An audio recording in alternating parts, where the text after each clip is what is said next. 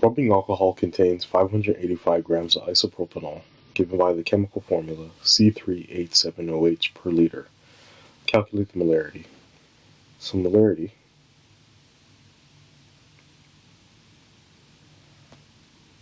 is given by the following equation: moles of solute divided by liters of solution. In order to calculate the number of moles of isopropanol, we'll use the following trick.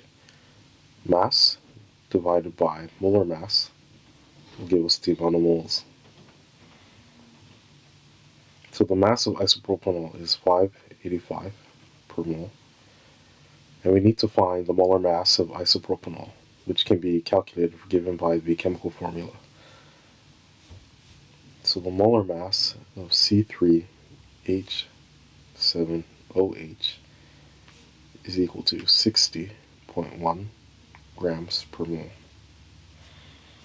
So we'll just put that value here, 60.1 grams per mole, where the grams will cancel out to give us 9.73 moles of solute.